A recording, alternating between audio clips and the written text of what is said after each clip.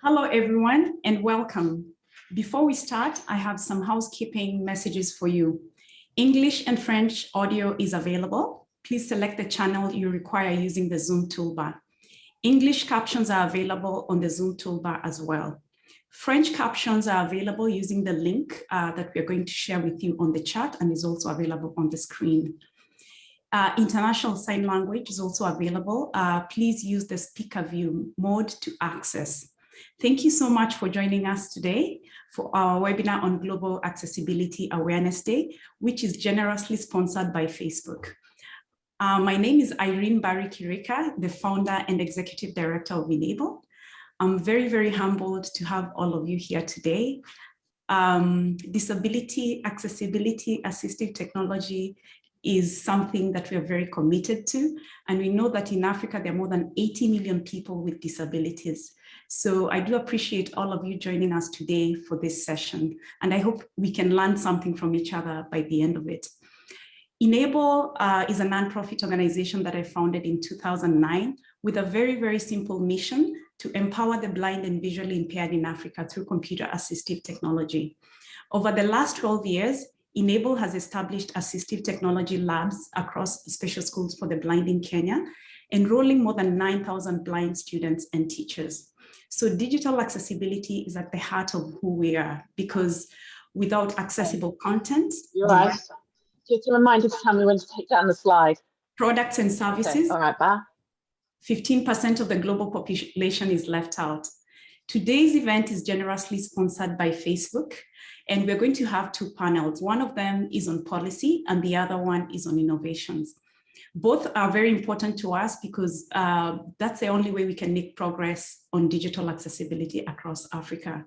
But before I introduce our speakers, we will hear from Joe Devon, who's the co-founder of Global Accessibility Awareness Day.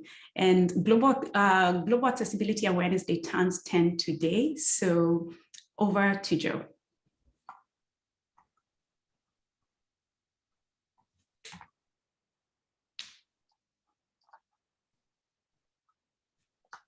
Welcome everyone to the Pan-African Roundtable discussion about the importance of digital accessibility for Africans with disabilities. My name is Joe Devon, and I'm co-founder of Global Accessibility Awareness Day, as well as Diamond. I'm really excited by this panel today. One of the most important ways to further the cause of accessibility globally is to share best practices around the world. Africa is really emerging as the most important player in the next decade, and now is the time to set the foundation for a strong, inclusive, and accessible digital infrastructure. Today, I'm going to be speaking about the story of Global Accessibility Awareness Day. Accessibility is personal, but let's first define what it is. Accessibility is the quality of being suitable or adapted for use by people with disabilities. Global Accessibility Awareness Day is commonly referred to as just GAAD to make it easy. It is celebrated the third Thursday every May, and this is the 10th anniversary.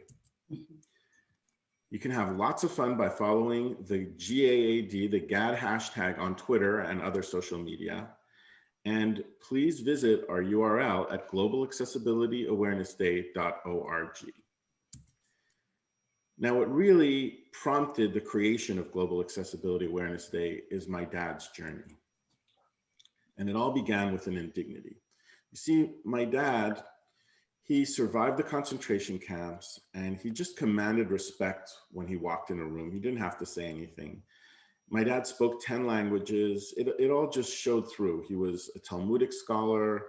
He knew the Bible practically by heart and much of the Talmud too, but he was as good at science as he was at biblical studies. And here's a picture of him at the Jet Propulsion Laboratory. As he got older, he started to lose his hearing, his vision started to go, banking on the phone became impossible, and it led to a situation where my dad lost his independence because he was unable to bank. Just getting to the bank physically would require using access paratransit, which meant you had to schedule it a day in advance. You had to wait outside in 100-degree heat sometimes for hours, or in a place without a restroom. It was just really impossible. And what was sad is that as a web developer at the time myself, I thought, there really should be a solution for this, and the solution should be on the web. Online banking should have covered this. And I just felt so completely impotent to make any kind of difference, because the bank wasn't accessible. If a bank isn't accessible, well, what else are you going to do? So I wrote this blog post on an obscure blog called MySQL Talk, proposing that we create a day of awareness for people that build digital products, that they should make their products work for people with disabilities. And after I wrote it, I thought nothing much would come of it. But to my utter shock, Jennison Asuncion, who was a blind accessibility advocate in Canada and now heads an important team for LinkedIn, he found the blog post and said, hey, we're going to make it happen. And in 2012, Global Accessibility Awareness Day was officially born. And if you're wondering, if you're thinking about disability like, oh, it's just some random folks, it's a small percentage here and there. And if you think that it doesn't matter, just understand that this event went viral from year one. We had all kind of interesting things happen, from Stephen Fry tweeting it out to India made governmental events. It was syndicated all over Canada, made my hometown paper. There were 16 events from the first year, and it just struck a chord because it affects so many people. Unfortunately, my dad, who really inspired the GAAD event, passed away by the second one on February 16th, 2013. And he left my brother and I, he was the caretaker for my mom, and he left my brother and I to take care of her. My mom had dementia. And when you want to talk about accessibility and caretaking, you really learn a lot if you ever have to deal with taking care of someone with dementia. But the show must go on. And even though I was totally fried, to my utter shock, the community took on GAAD, and lots of companies started to celebrate the event. And we started to collect these NASCAR logo strips, I like to call them. By year 3, the numbers grew. And then an event happened that was the first of many to bring chills down my spine. The very bank that was inaccessible sent us an email, and they said, please don't say anything publicly. And I never mentioned their name publicly, but we know we have a lot of work to do with accessibility. And so we're doing an internal event to improve the accessibility of our websites. To this day, they don't even know that they inspired the event. So this is just to show you, beyond the fact that accessibility affects so many people, it's that if you have a good vision and you have a community behind it, you can really achieve great things. So by year 4, we started to collect more logos, year 5, even more logos. And then by year 6, I couldn't even fit the logos on a slide, let alone track it. It's just grown so big. And let's fast forward to last year, which was year 9. Unfortunately, my mom passed away. She was never really understood what GAAD was. She wouldn't have known the name if you said it to her, because her dementia was advanced enough by the time it started. But knowing my mom, she wouldn't have liked this to only be an event about that really came out of my dad. She would have wanted to be a part of it. And she passed at noon on Global Accessibility Awareness Day, just a half an hour after I dedicated the event to her. And so this year is the 10th year. So let's look back on a few notable moments. Here we have a tweet by Tim Cook, the CEO of Apple, sharing that he invited Stevie Wonder to give a concert on the Apple campus. The big tech companies started to change their homepage for the day, from Microsoft, IBM, Yahoo, Apple. And then one really big moment, which I will leave you with, is this one. Microsoft released this Xbox adaptive controller, and they made a Super Bowl video with these 3 kids who are just incredible. I suggest you go and find that video because it explains better than any way I could. These kids don't want your pity. They don't want my pity. It's not inspirational, which is a common problem out there, that people try to make an inspiration out of folks with disabilities who try and get on with their life. These kids, all they want is to be able to play video games. And if we do our job right, if we consider the craft of digital product development to include accessibility and people with disabilities, we are going to enable these kids to play their game and lots of folks like them to interact with the web and with mobile apps. And if we don't, they won't, and it's shame on us. So I want to leave you with a positive note. We've made a tremendous amount of improvement. We're hitting a Twitter reach of 200 million, which is the active daily user count at Twitter. They all see the GAAD hashtag. The awareness is beginning to get over there, and we're making lots of great strides. So hopefully in the next few years, we're going to see that accessibility is really going to have its moment and it's really going to shine. And with that, I wish you all, thank you for creating a GAAD event, and I wish you a happy 10th Global Accessibility Awareness Day. Thank you so much.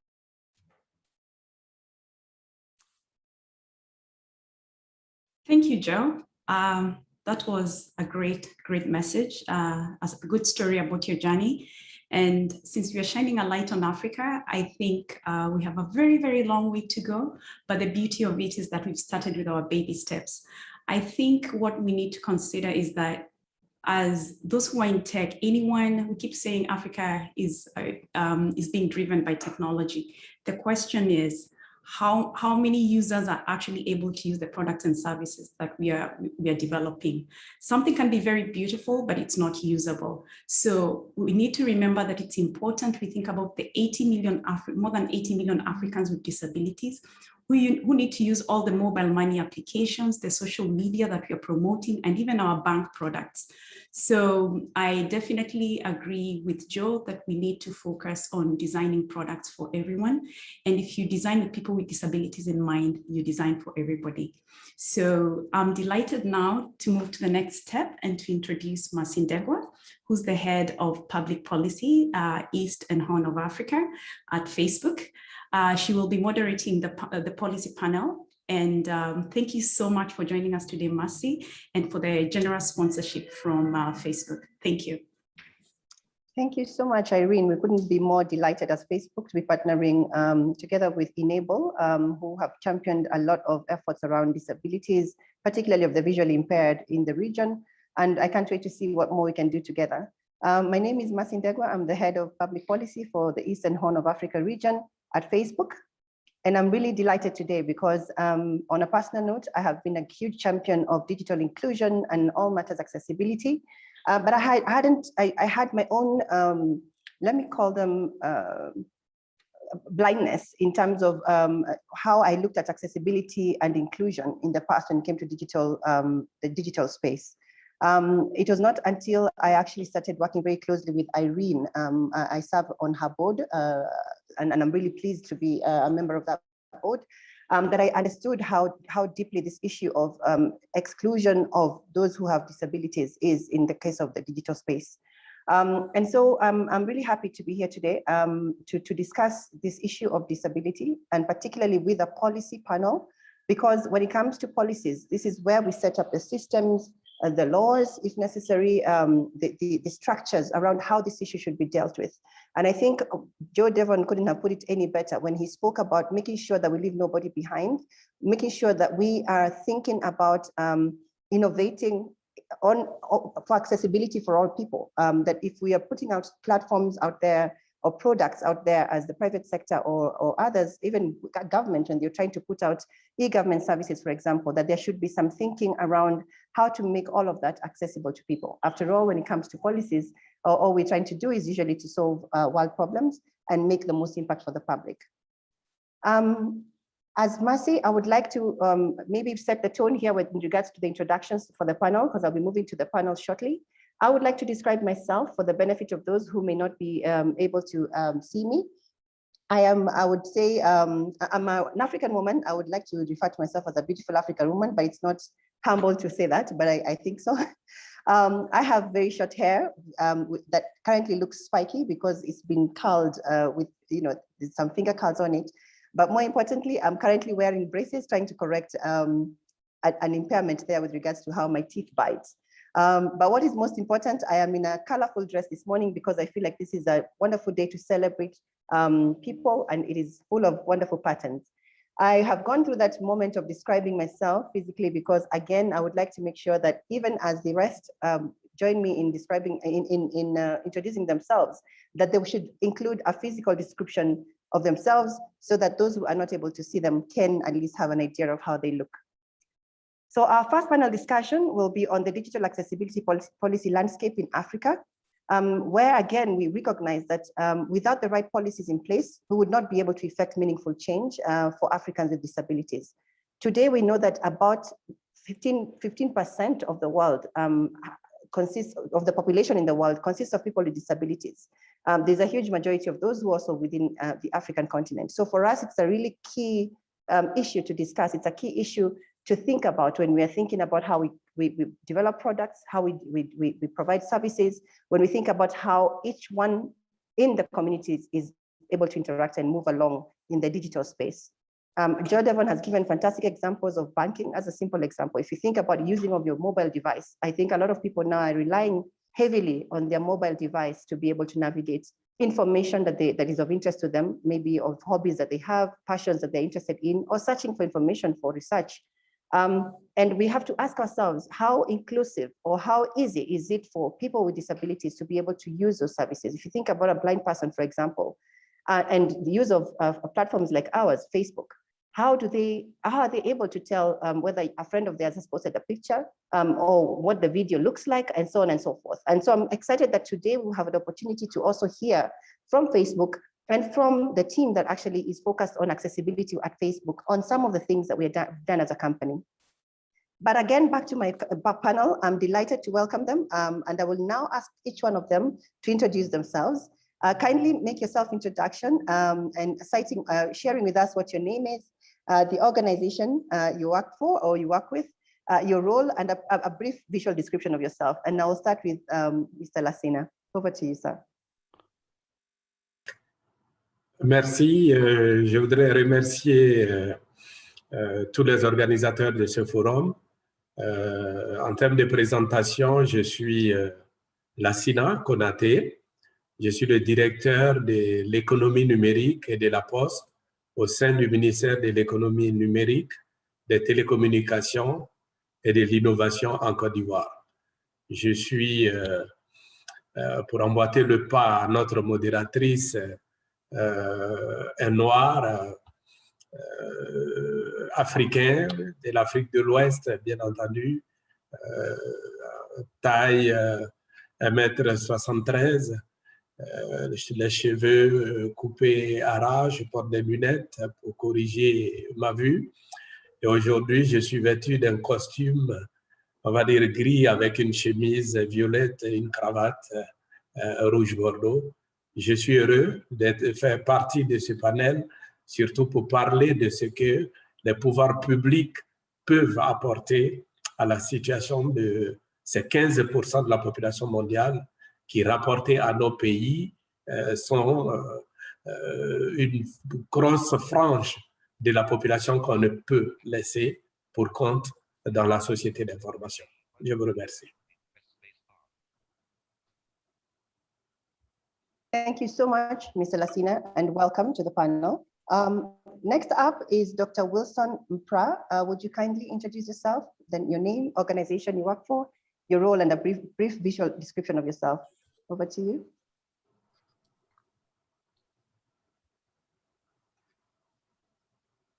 I don't think Dr. Emperor is able to join us currently.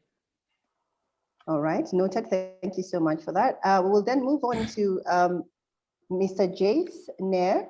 Would you kindly introduce yourself and welcome? Good day. My name is Jace Nair.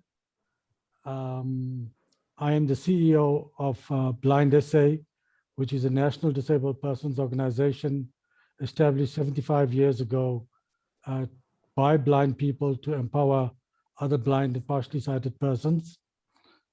I am the immediate past president of the African Union of the Blind that coordinated the services for blind and partially sighted persons in 54 countries in Africa. I am blind, and it is winter in South Africa. Thank you. Thank you so much. I'm sure it's not as bad a winter as the kind of winter that Europe and the US have just come from, but nonetheless, it's winter. Nice to have you, Mr. Jace Nair, welcome. And last but not least, we have Locorito.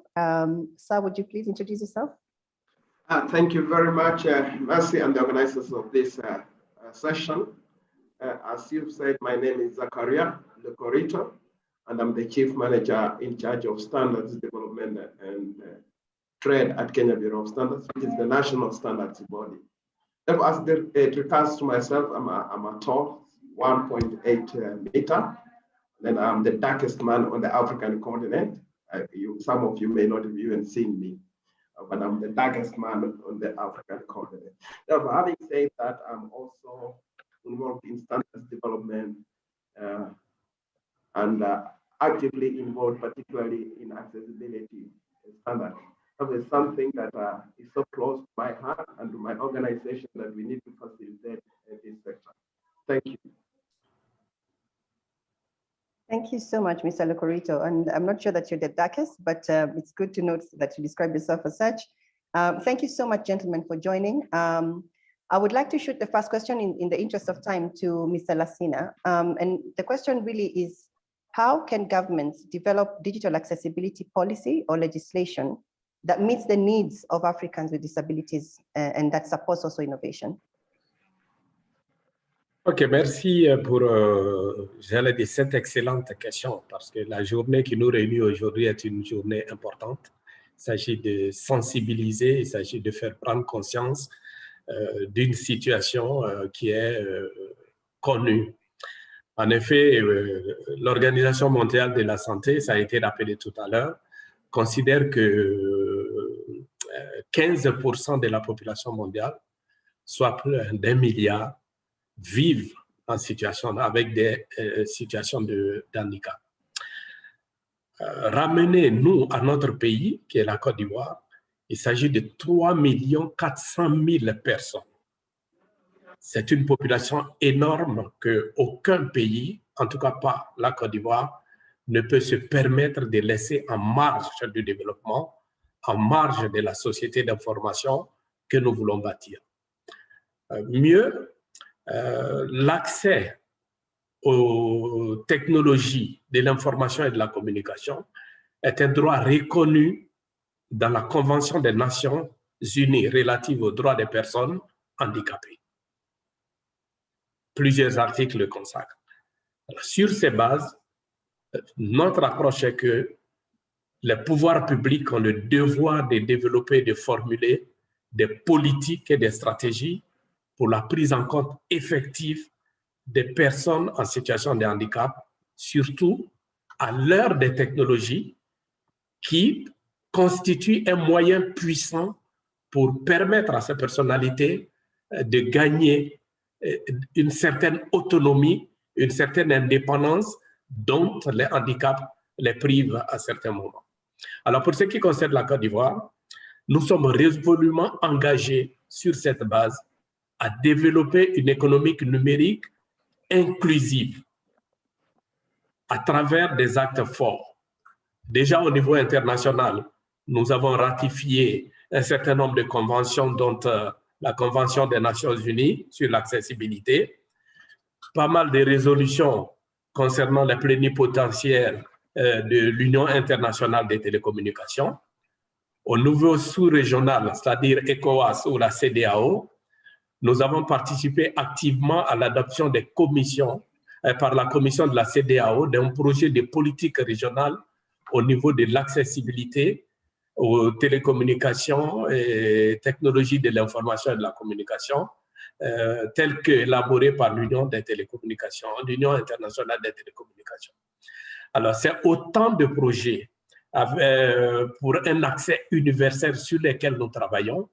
Il s'agit maintenant pour nous, au niveau de l'État et des pouvoirs publics, de décliner ces grandes affirmations internationales et régionales en loi, en texte, qui vont consacrer véritablement l'accès de 15%, donc 3 millions de personnes qui vivent en Côte d'Ivoire dans cette situation, d'accéder aux technologies avec la même facilité que les personnes valides. Donc, ce serait un peu ma réponse à la première question. Il s'agit d'un devoir pour les pouvoirs publics. Il s'agit d'une mission pour essayer d'englober et d'avoir toutes les composantes de notre communauté, de la société, dans le même train, le train du développement et de la construction d'une société d'information qui soit véritablement inclusive. Thank you so much for that wonderful recap of what is happening from the policy area, at least insofar as your country is concerned and what is happening within the region. And I think that just leads us well into the next question to Mr. Locorito. How can governments develop digital accessibility policy or legislation that meets the needs of Africans with disabilities? The same question that I was asking Lassina. I'd love to hear what your perspectives are, at least from the Kenyan perspective. Thank you, Mercy, for that question. Picking up from where Lassina has talked, and specifically on the last point, it all starts by recognizing that accessibility is one of the 8 fundamental principles in the United Nations Convention on the Rights of Persons with Disabilities. Therefore, that particular recognition by any government, which has been done by Kenya, is very important and the first starting step. And for us as Kenya, we are signatory to that particular convention. And then we have an obligation, as has been stated by Lazina, that is an obligation for us to ensure the rights of persons with disabilities are entrenched in our systems, in our digital accessibility platforms, and in all conventions where normal persons can access. However, having recognized that, then the next step as a government to develop a policy is to involve the right people. Involvement of the people, and how do you engage them? Because we do not want to sit in an ivory tower as a government, then you develop some policies that do not meet the needs and expectations of the people living with disability.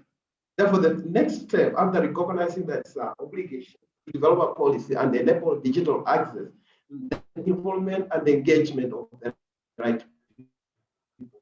How to engage the people who are really affected and understand their position, rather than sitting in an ivory tower and deciding on a policy that does not work for the people. Then the next thing, which will be hard for a government to develop a policy that actually meets the needs and expectations of the people, is to reconcile the diverging issues, the diverging points, and reconcile them. And for us who come from the world of standards development, we call it consensus. Consensus, building consensus on what is right and what is the need for this particular policy. Then finally, will be the implementation of that particular policy. Developing a policy is one thing, but we also need to look at practicability of how that policy should be implemented. That's very important, because if you develop a policy that cannot be implemented, then you've done nothing. You need to look at the practical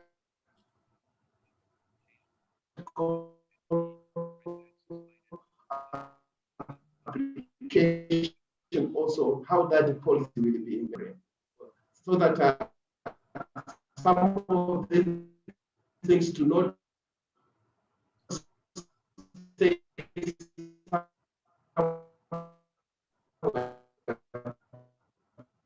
for 10 years without being implemented, because and we are moving to the next step of implementing those frameworks that have been put in that policy. That's my submission. Thank you so much for your submission, which is very detailed. And I love the fact that you've mentioned in great detail how it's important to bring together and hear from the right stakeholders, and making sure that your also building consensus prior to making the policy or regulation final, or the standard in this case, in your case, Mr. Locorito. Thank you so much, Mr. Lassina and Mr. Locorito, for that policy contextual framework. And I'm curious now to hand over to Mr. Jace to just understand what, from your perspective, would you say is really important for persons with disabilities to be able, how important is it for persons with disabilities in your country to be able to access government information and services online? When you think about, you know, the challenges that they have vis-a-vis what is available, what do you think, how important is it for them to access these services, government services? Thank you for that. And yes, indeed, it is very important in order for us to have equal opportunities to ensure that we can participate and perform. Sorry, can I just have a second? There's an interruption in one moment. That's okay. That's okay. As we wait for Mr. Jace to come back, Mr. Locorito and Mr. Lassina, this question is to you, so feel free to, either of you to jump in. Do you feel that governments have done enough in regards to responding to the policy and regulatory framework around people with disabilities, particularly on digital accessibility? Sorry, Mr. Jace, I just asked another question, so if you could just wait 1 minute to just get a quick response, and then we'll come back to you. My apologies. Let me take on that one, Mercy. I believe government has done have taken quite some steps towards that achievement, but we are not yet there. If we recall very well, the UN Convention was ratified in 2006, and then up to 2019, that's when the policy was developed for us as a country. That's a long time that we took to develop the policy, and I believe we wasted a lot of time to move the right direction so that we get the people with disability engaged and actually to come up with the required policy to drive that accessibility requirements. Therefore, as a country, we will move to the first step, but then there's a lot to be done because now we move to the next step of implementation. There are quite a number of things that we need to do for this policy to be fully implemented. Therefore, on my part, I would say we are just at about maybe 20% into this step, but the 80% is yet to be covered. Thank you. Thank you so much, Locorito. Lassina, do you want to quickly jump in and give us an indication of how well governments are doing? Oui, alors, juste en complément, je suis totalement d'avis avec Zakaria sur ce qui a été dit et ce qui a été fait. Les gouvernements ont peut-être la volonté de faire quelque chose. Mais le chemin, il reste encore, il est long. Parce que quand on regarde la question de l'accessibilité, on pourrait dire, au niveau des pouvoirs publics, il y a deux aspects. Il y a l'accessibilité à toutes ces technologies qui existent, ces fonctionnalités qui existent déjà à la disposition des personnes en situation de handicap. Et souvent, il y a d'autres types de barrières qui font qu'elles ne peuvent pas y accéder. Sur ce volet, les gouvernements ont réussi à prendre des lois, des dispositions, ça peut être au niveau de l'accessibilité en termes de coûts, l'accessibilité pour rendre accessible ce qui est déjà disponible. Mais l'autre aspect qui consiste à faire en sorte que pour toute stratégie, toute initiative nouvelle, on s'assure de la prise en compte de la problématique de l'accessibilité. Et au-delà, arriver à un moment où on pourra se dire on a suffisamment de textes, de technologies pour inclure désormais les 15% de la population, il y a du chemin à faire.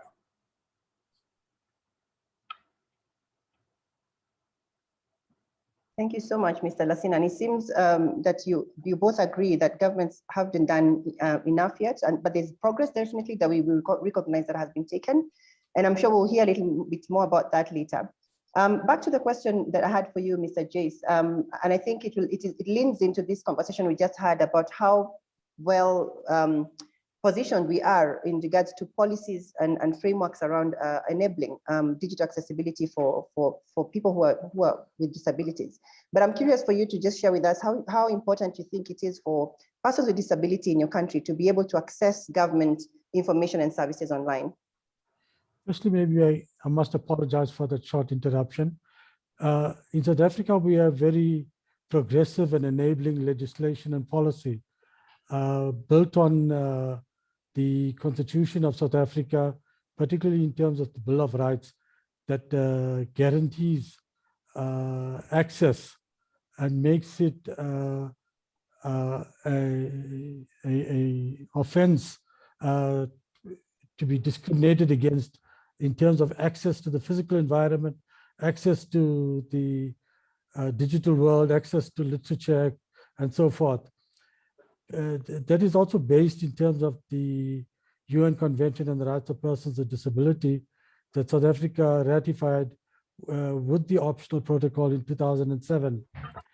Then, in terms of specific legislation, we find that the Independent Communications Authority of South Africa monitors and manages the communication environment. And there's been lots of gaps in terms of accessibility for persons with disability. And ICASA has put out a draft disability guidelines that the disability sector commented on. This includes the broadband, the broadcast, the mobile networks, and so forth. We find that audio description is not covered currently in our legislation. Captioning is not provided as a fundamental right for deaf and hard of hearing persons. So the struggle is there. We have some good policies.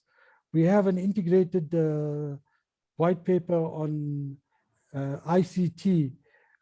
We have a digital futures strategy. But it seems that the policymakers and the implementers have not got together to make it a reality. We have the white paper on the rights of persons with disability, which was published in 2015 and provides the pillars to support accessibility. We are currently engaging with government and with the disability sector in terms of putting together a National Disability Act that not only would guarantee, but must be able to provide some sort of sanctions to encourage universal access and design. So if products are designed at that level, it would make it much easier to incorporate accessibility rather than modifying it later on. Although South Africa has embraced the fourth industrial revolution, we find that persons with disabilities are not harnessing or reaping the benefits of that. Our learners at our schools are still transgressing both the areas of general education without much technology. The assistive devices that are available are limited to segments. So we find that there's a need to improve practice and policy.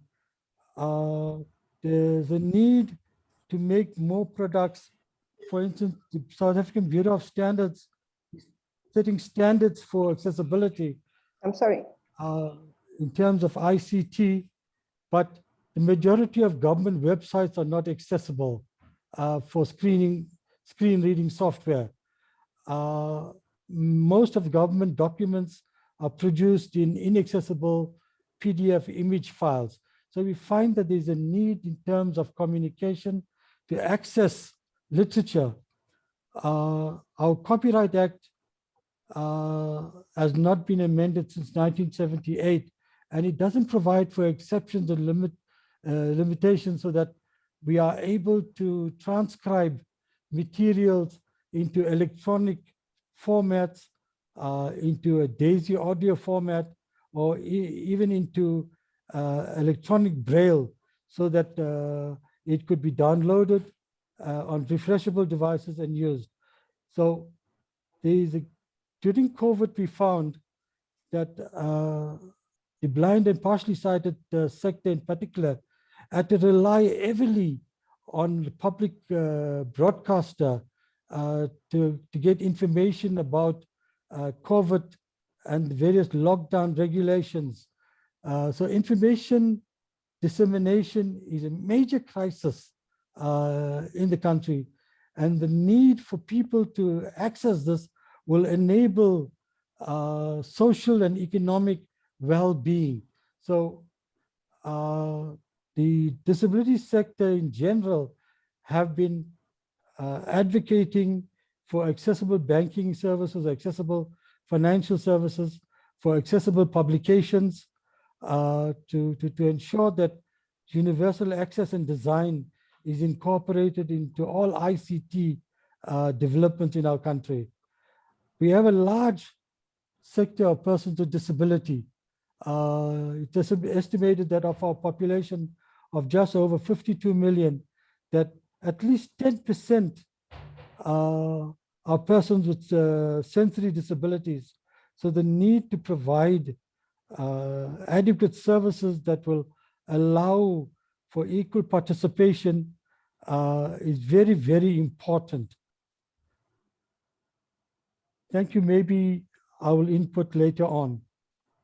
That was fantastic. I mean, I love that you enumerated in great detail, not just how important it is for persons with disabilities to access government services, but also articulating very clearly the steps that have been taken within South Africa in regards to this from a policy and regulatory perspective, but also in highlighting the need for the private sector to think about universally accessible solutions when it comes to how they develop or design products and services, and also highlighting the challenges around affordability of devices, and even just how much more there is to do and the gaps that exist in regards to making sure that we are carrying along everybody in the digital journey.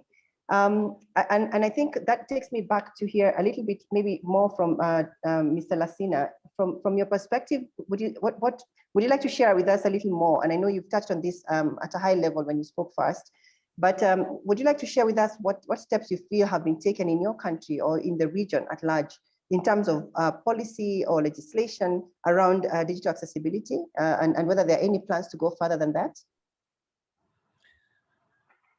D'accord. Alors, bien entendu, c'est que, alors, au niveau international ou au niveau régional, il s'agit, comme l'a dit Zakaria, de l'affirmation de la reconnaissance des droits de tous aux technologies.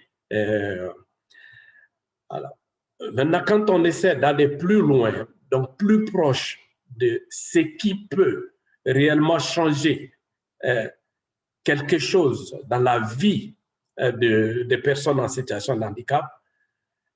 Pour ce qui concerne la Côte d'Ivoire, il faut savoir que depuis 2012, c'est l'année de référence en termes des grands changements au niveau du secteur des télécommunications, les grandes réformes.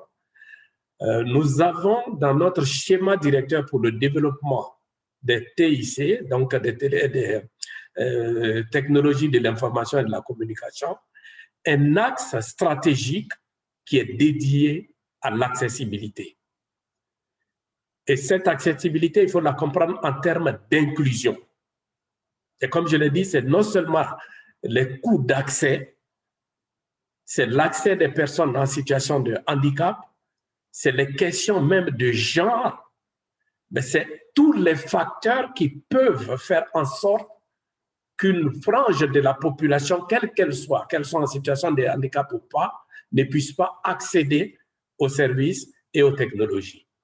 Donc, il y a cet acte qui existe et nous essayons de décliner ce schéma directeur qui va d'ailleurs être renouvelé et remplacé par une nouvelle stratégie qui va être encore beaucoup plus inclusive en prenant en compte des nouvelles problématiques qui vont arriver avec les technologies de la 4e révolution.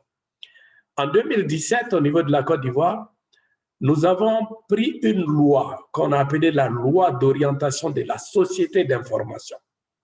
Et cette loi encore vient consacrer le droit à l'Internet et aux communications électroniques comme un droit fondamental, reconnu et garanti par l'État.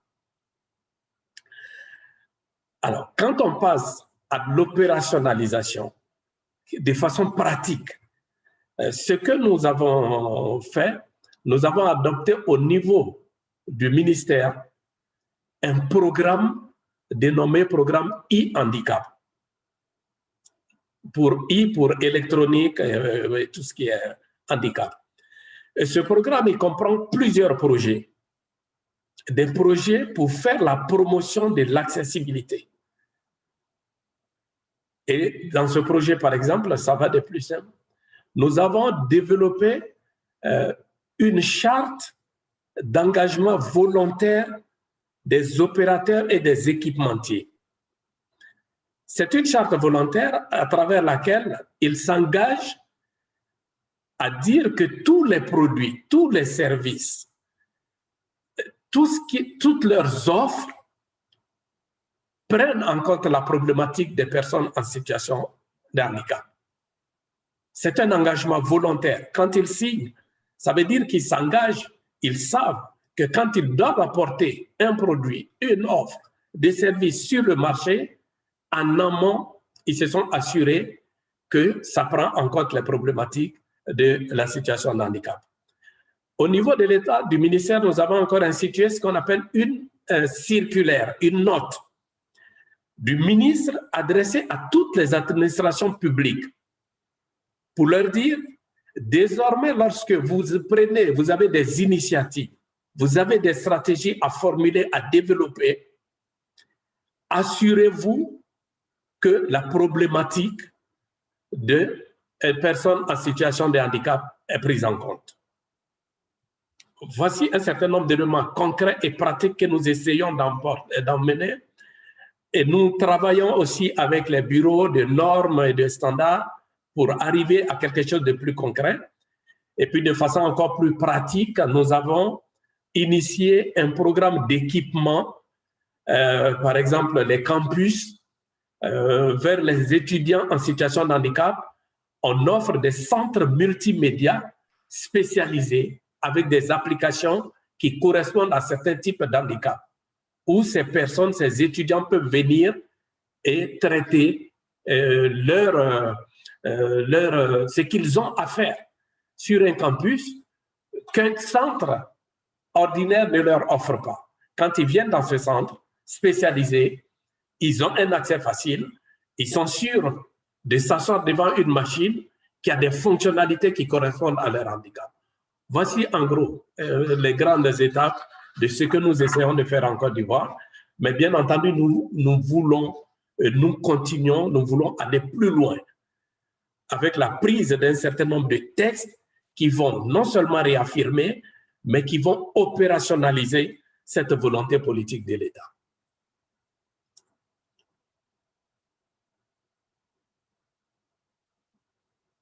Thank you so much for going into such great detail. And I think it's notable when you think about the United Nations Convention around people with disabilities. I think a lot of countries on the rights of persons with disabilities, a lot of countries have already ratified the convention itself. They are in agreement in regards to having it, and I think it looks as though a lot of policymakers feel that it is important to prioritize alongside all other people's rights, the rights of persons with disabilities. And that is a good thing to note. And from what you're saying, it looks like there's a lot of effort and progress that has been made within Côte d'Ivoire and even at the regional level at large to make sure that there's laws that are being put in place to bolster how prepared as countries we are in regards to enabling this. But now I'd like to turn this discussion maybe specifically to Kenya, because Kenya as a country has recently introduced what I'd say is a comprehensive and progressive digital accessibility policy, which is a national ICT policy from 2019 that touches on very important aspects, including how reviewing existing legislation and regulations that to promote ICT accessibility for persons with disabilities. It has gone on to focus on issues to do with requiring basically private as well as public entities to render services to the public, but also to make sure that information and services are accessible in usable formats, as was mentioned by Mr. Jace earlier, making sure that the standards that are being applied or how organizations and entities are looking at their services and products includes and considers persons with disabilities. But I'd love to hand it over to you, Mr. Lucorito, to hear from you specifically. Since your agency is responsible for doing this, what is the progress you've made? What would you like to share with us about what Kenya is thinking about and doing, and what steps you're taking in making sure that these are implemented and practical when it comes to really integrating digital accessibility for persons with disabilities? Over to you. Thank you.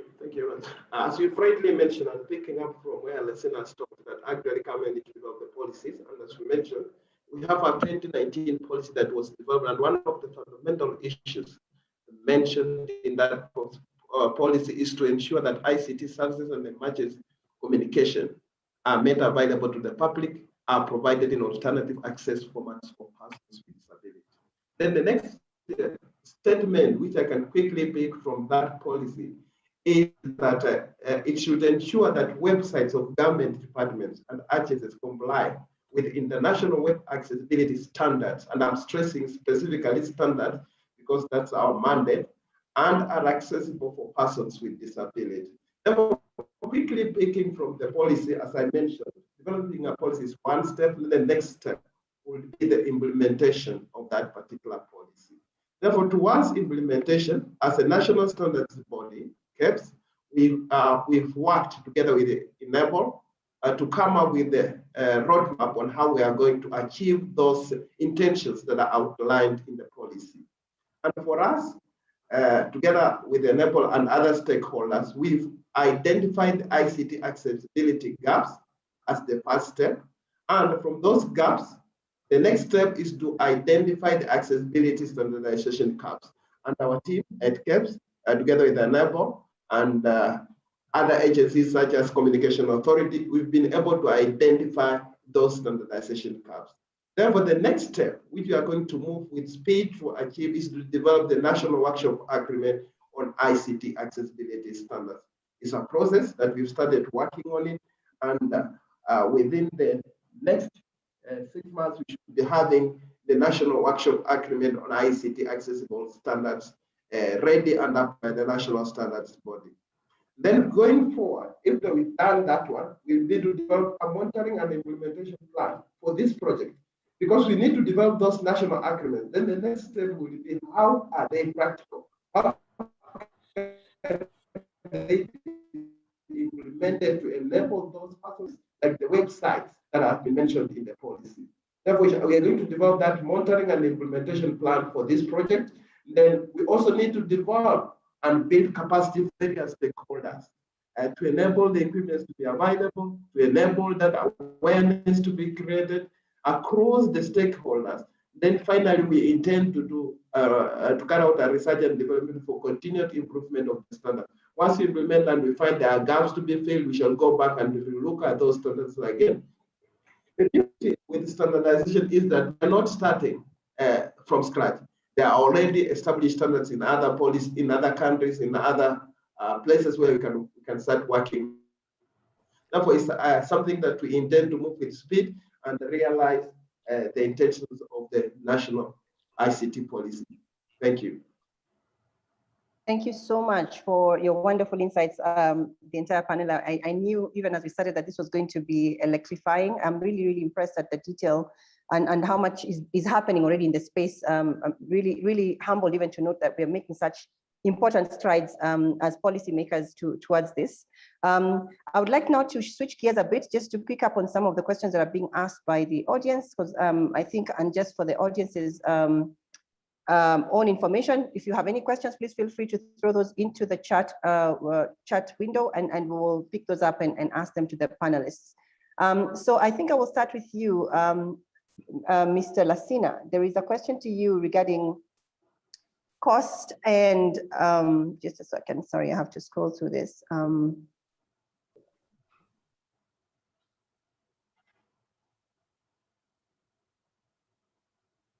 My apologies. As I try to find this, I think I will ask a different question to Mr. Jace because he was already on earlier speaking to us about this. I'm just curious to hear from you, Mr. Jace, whether you think, is technology being a key economic driver in Africa, what do countries in Africa need to do to ensure that they have inclusive ICT policies so that Africans with disabilities are not left behind? I know there's aspects of this that have already been answered, but if you have any specific sort of like recap points, it would be really helpful, even as I scroll through the questions for the rest of the panelists. Thank you. I think certainly the African Union over the last 2 years adopted the African Protocol on the Rights of Persons with Disability. And there are a few countries still in Africa that have not ratified the UN Convention.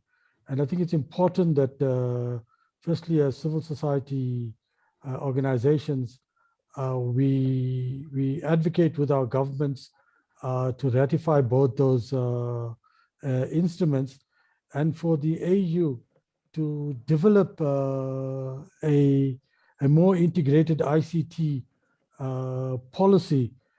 And in addition to developing these policies, I think there needs to have a rollout plan in terms of how do we activate our officials in the African governments to understand the concept of universal access, the concept of international standards on accessibility in all walks of our life, so that they make these policies available at national and regional level, but also then to empower persons with disabilities to access the resources, to firstly understand the policy framework and what it would do for us, but also to create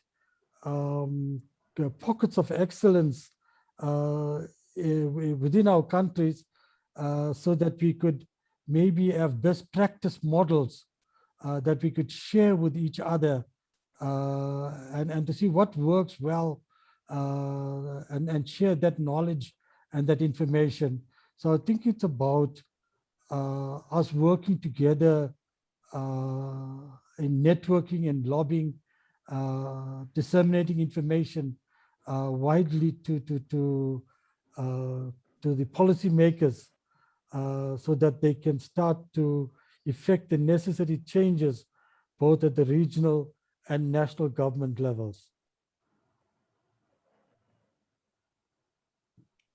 Thank you so much. I would like now to focus on the questions from the panelists. I think the first question is from Paul Mugambi, who would like to know what policy frameworks or decisions can be taken to address especially the issue of cost when it comes to accessibility of digital devices.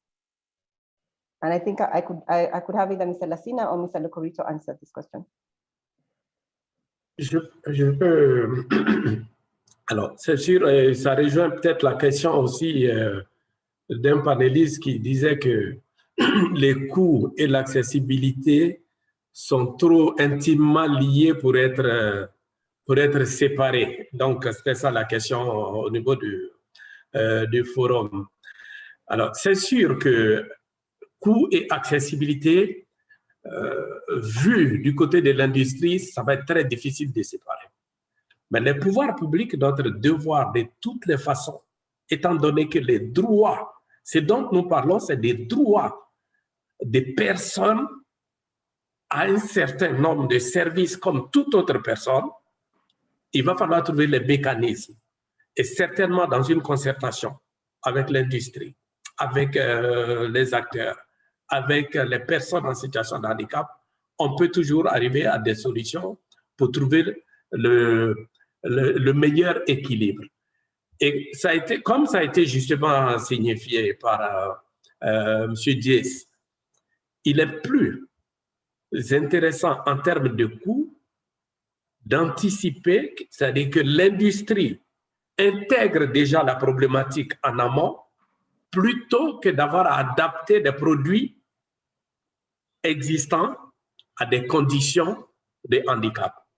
Ça coûte plus cher. Et c'est pour ça que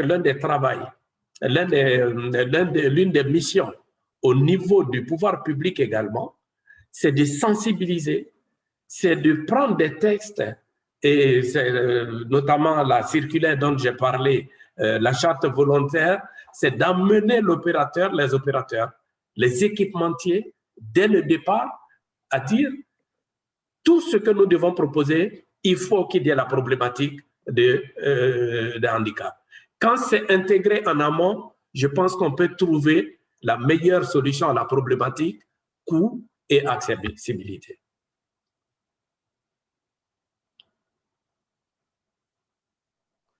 Sorry, Mercy, if I could also add, I think cost is or affordability is a very crucial issue in terms of having devices, particularly assistive devices. And I think it's the responsibility of governments to provide incentives for research and development, to ensure universal accessibility, to ensure that they subsidize products so that there's funds created for this purpose. And we would also encourage the private sector to also invest in research, whilst investing in research and development, to be very mindful of universal access and design, because if at the foundation phase of developing a product, you incorporate accessibility, it is much cheaper than the cost of making it adapted or modified later on. Government should also provide tax rebates and other benefits to ensure the investment in accessibility, so that we have better products available on the market, more products made available in the market, so that it become the scale the scale of economy at this stage makes it very expensive to produce these items. So there must be some of these incentives provided to encourage entrepreneurs and developers to be creative. Thank you. Thank you so much for that wonderful addition. And I think I've seen a lot of not panelists, but attendees who are asking questions around whether it's possible to separate costs from accessibility. And both yourself and Mr. Lassina have answered this in such great detail in regards to how closely these two are tied, and the need for there to be solutions from both private sector and government to ensure that these costs can be brought down significantly. And I think to wrap up our session, I would like to finally ask a question to Mr. Locorito, again from an attendee who's asking how accessible, how augmentative, I think, and accessible communication devices. Sorry, this question, I need to reread it. Are there augmentative and accessible communication devices that CAAD has certified in Kenya? If not, why? Thank you very much. I had responded to that question on the chat window already, but I can take it on again. I did respond that as a national standards body, we do develop the standards. Then when it comes to certification of products, we have different regulators that do certify products. But of course, based on the standards that have been developed. And for us as a national standards body, we do not develop standards on our own. We involve the stakeholders who understand the requirements and the needs and that need to go into those standards. And once the standards are developed, then we push them to the regulators to implement them. The responsibility of certifying communication devices lies with the communication authority. And of course, we work with them closely to interpret the standards that have been developed, so that when they are certifying those products, and then they conform with the requirements of the standard. Therefore, I believe most of the other details and devices that have been certified will be obtained from CA, Communication Authority of Kenya. And also, having said that, I have seen quite a number of questions on the chat also asking about certification of the products and why are we not certifying certain products from entrepreneurs who have met the requirements. I would be glad to receive the specific requirements, and as the national standards body, our door is open. Therefore, we receive specific requirements, then we can evaluate them against the standard. And if there are deficiencies, then we advise the entrepreneur to work on the redesign so that they meet the requirements of those products. Therefore, we do not dismiss anybody, but we try to encouraging entrepreneurs, advising them on how to meet the requirements. And once they meet the requirements, we do certify those products. Someone mentioned about the quality of the canes and other devices like wheelchair. Then quickly going back to those ones, again, we have standards already established for those products, and we're working with the International Organization for Standardization, ISO, to develop more standards in this field to ensure that actually digital accessibility and the other services are accessible for all. That's my contribution. Thank you so much. I really appreciate it. And I see that you proactively went through all of the questions that have been asked by attendees. It's impressive that you can juggle both paneling and answering questions. Thank you so much for doing that.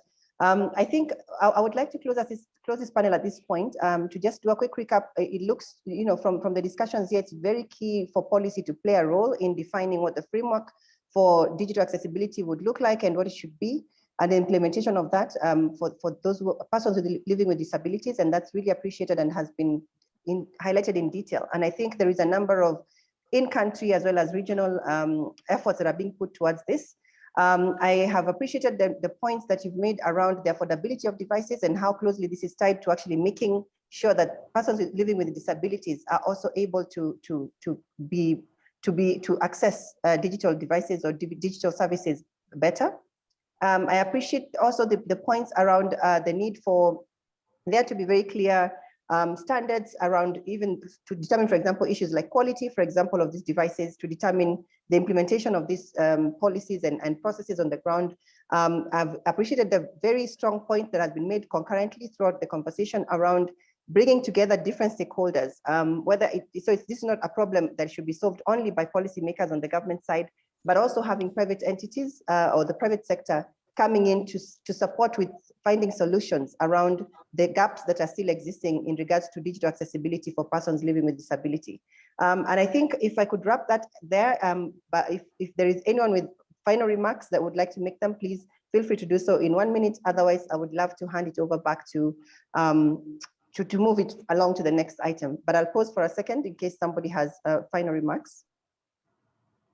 Thank you. I think, Marcel, picking up quickly, my final remarks is that the last statement that you've made, that working with stakeholders is very important. And for us as a national standards body, we've opened up the participation in national standardization to all stakeholders. We are already working with National Council for Persons with Disability, ABDK. We're also working with Enable to bring all the stakeholders onto one table and develop those required standards. And for us, time is of essence, and we are moving with speed to ensure that we implement the policy as passed in 2019. Thank you.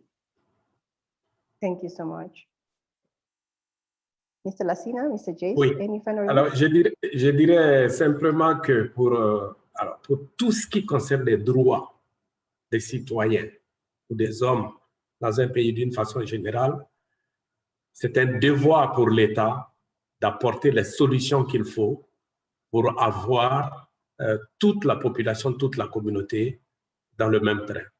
Donc, la question des personnes en situation de handicap, la question de l'accessibilité est une question de droit et chaque État doit pouvoir jouer sa partition.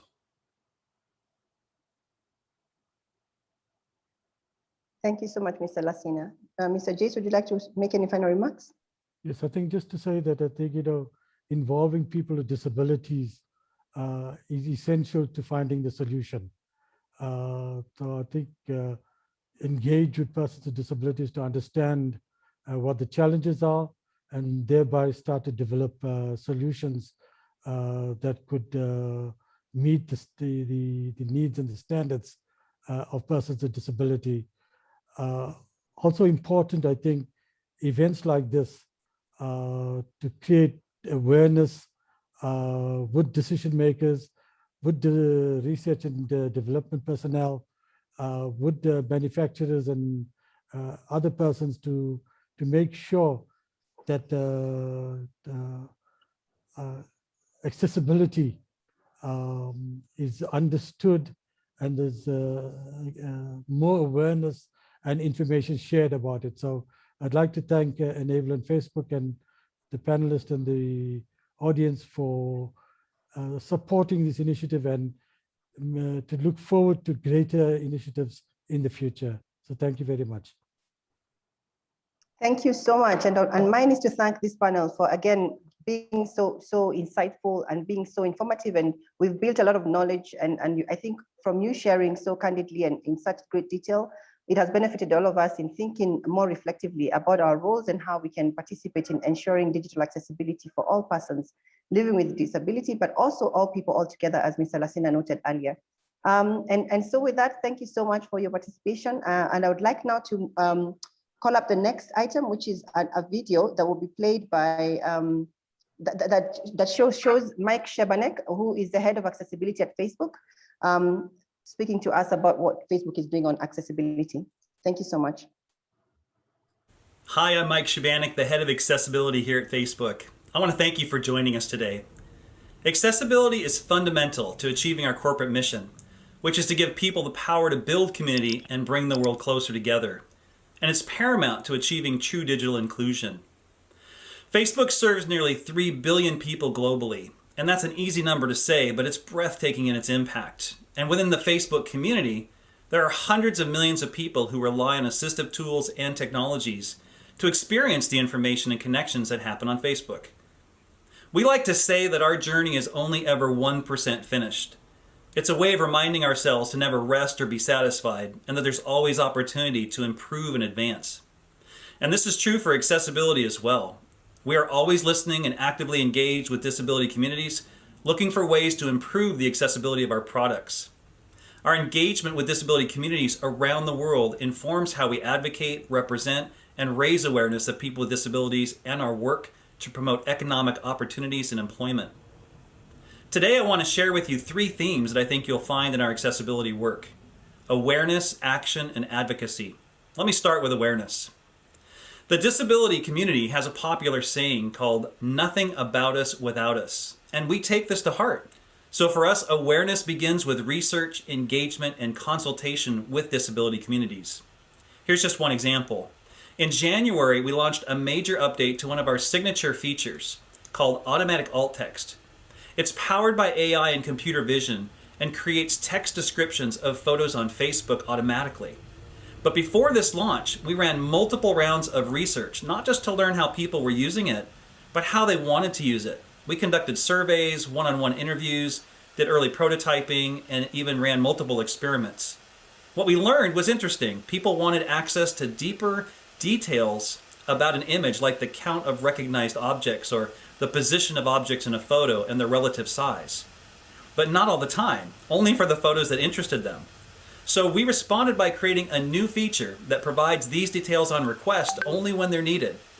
And ultimately, as a result of all this research, we were able to improve our image recognition by over 10%.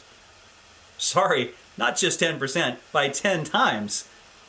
We also know that the importance of sign language for the deaf and hard of hearing community, and recently took our accessibility research team on a 9-day trip to Brazil to learn firsthand how being deaf or using sign language affects a person's interactions on social media. As a result, we not only better understand how this community is using video clips as an easy way to share and communicate in sign language, we also got a much deeper appreciation for the level of difficulty of simply holding a phone or staying in camera while signing. Now, what we learn from engagements like this changes how we think about future product features and our roadmaps, and also reinforces some of the decisions we've made. Our portal communication device turns out to be well suited to address this need. It has a built-in camera system that automatically adjusts focus and keeps you in frame even when you're moving, which makes it perfect for sign language. Now, we also continue to work closely with disability rights and advocacy organizations to understand the most pressing needs of the disability communities and how Facebook can better address them in its products, tools, and advocacy. So how are we turning awareness into action? Well, last year, we completely re-engineered and modernized the Facebook website, which enabled us to improve the experience for people using screen readers. Screen readers are an assistive technology that enable people who are blind and low vision to understand and use mobile apps and web pages. We simplified and reorganized heading tags that are used for navigation. We improved the accessibility labels, and we redesigned the keyboard shortcuts to make them easier to find and use. Over the last year, we also made significant improvements in captioning. In addition to enabling people to manually upload captions to a video, We also provide automatically generated captions powered by AI at the touch of a button.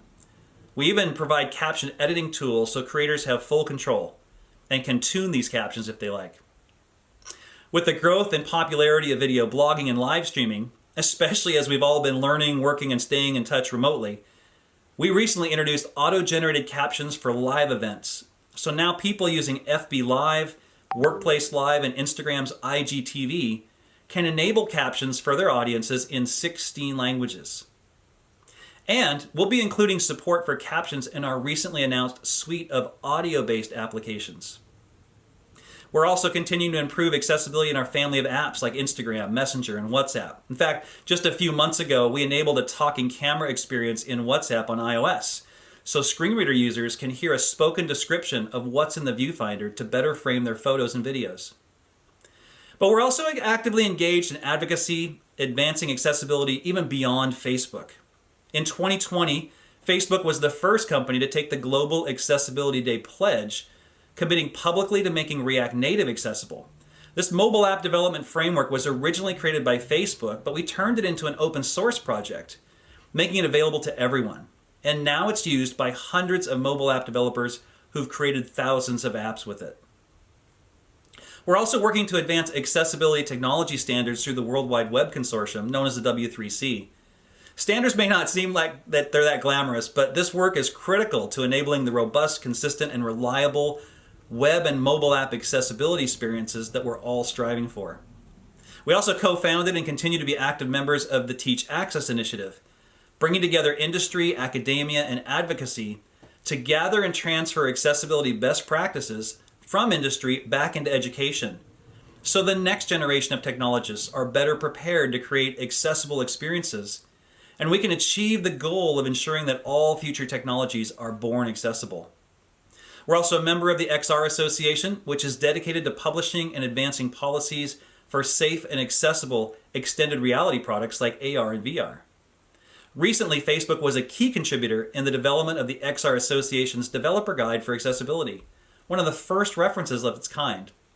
Speaking of XR, we're on the cusp of some truly incredible opportunities for advancing accessibility. We've even been researching the use of something called electromyography to create technologies that will make it possible to recreate the strength and dexterity of a person's hand in a virtual environment, even when that's missing or extremely limited in the physical world.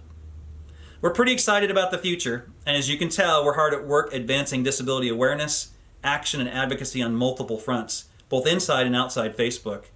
But we also recognize there is still a lot of work to do, and it's an honor to be leading this work at Facebook and to be working so closely with so many disability communities and advocates around the world. So on behalf of Facebook, we look forward to continuing this journey together. Thank you so much for your time.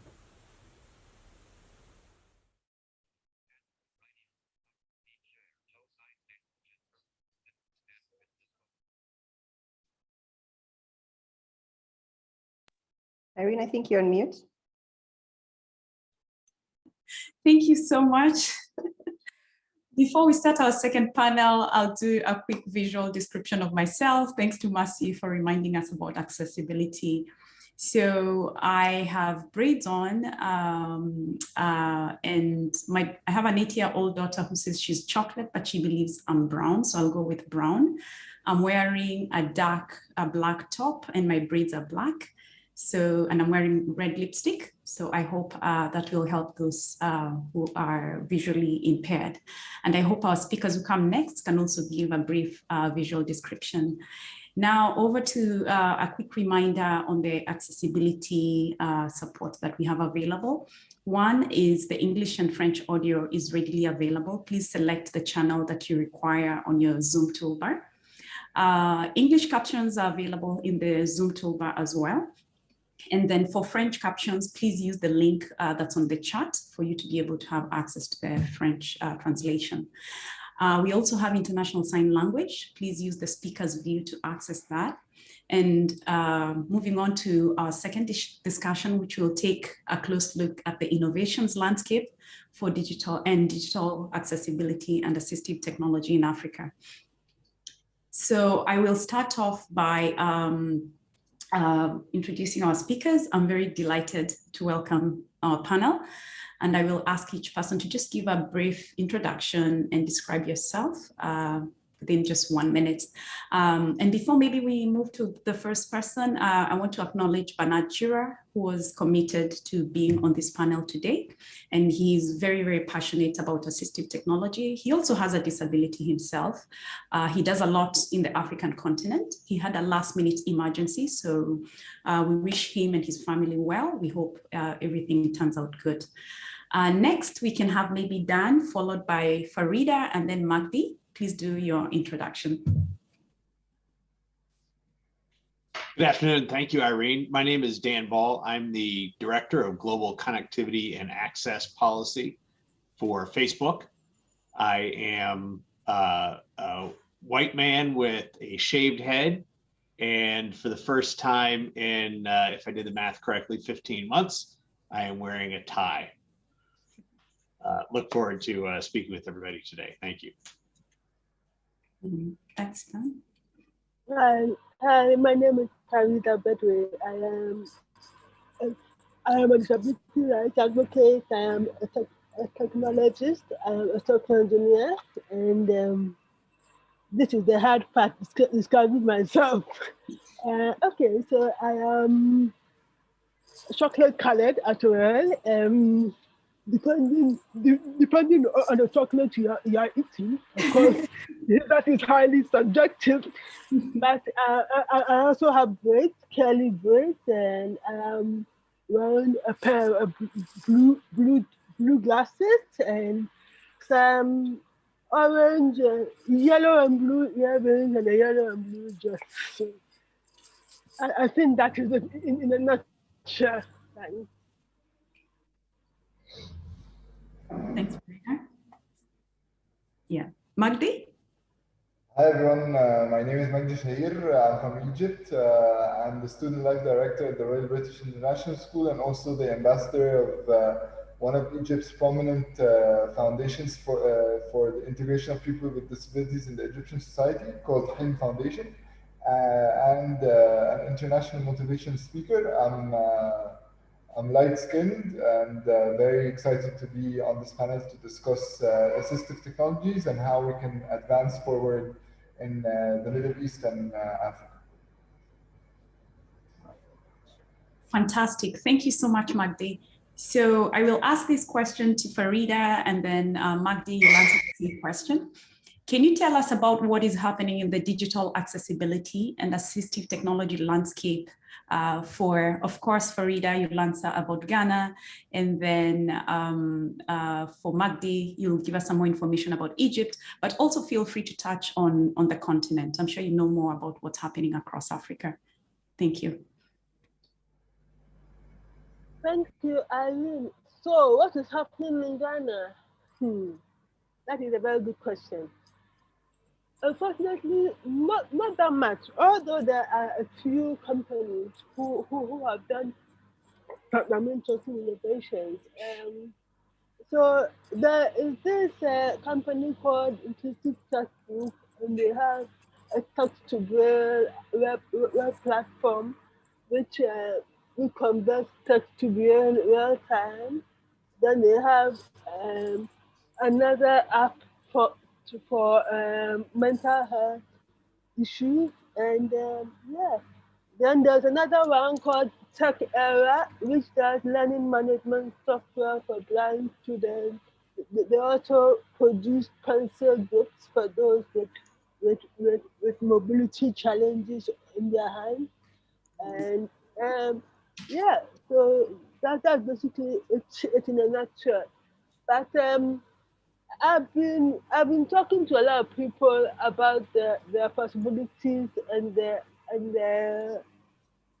advances in assistive technology, and hopefully, I hope that a number of people with technology background would be interested in that area. The challenge is that most people with disabilities in this part of the world do not have that much spending power. So for a firm to go into assistive technology, it has to be either donor funded, or it has to have a grant of some sort to be able to support their research and their innovation. So that is it in a nutshell. Okay. Magdi, do you want to answer before? Yes, of course. From the Egyptian side, we do have assistive technologies coming up on the surface. Of course, it's not really a very prominent thing. It's a working process here in Egypt.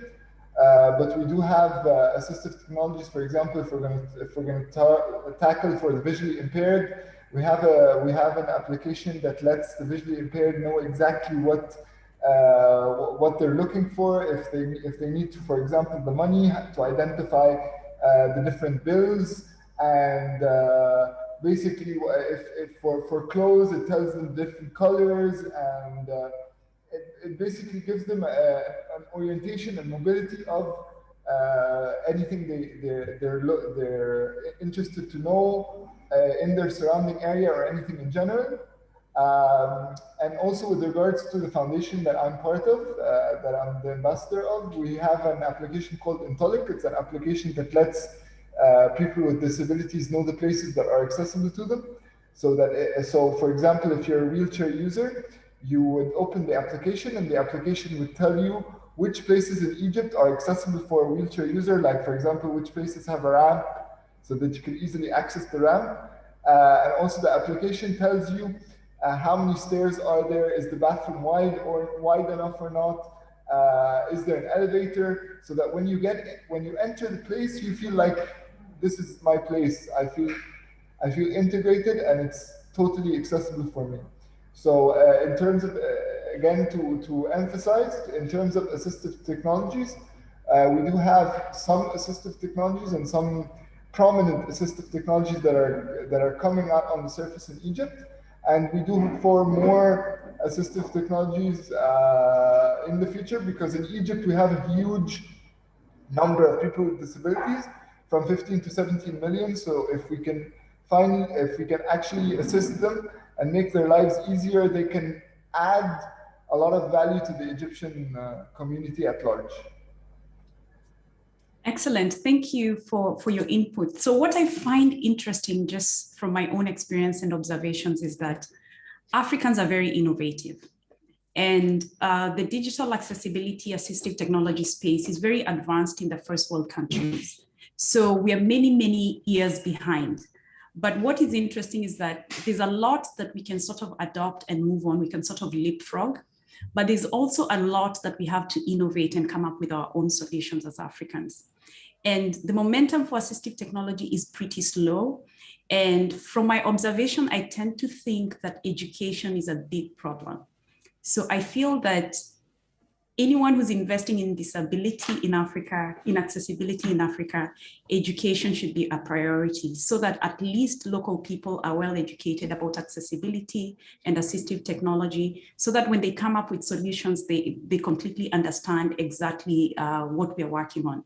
So I do feel there's huge room for growth across the continent, which is a very good place to be, because you can only develop more and more innovations.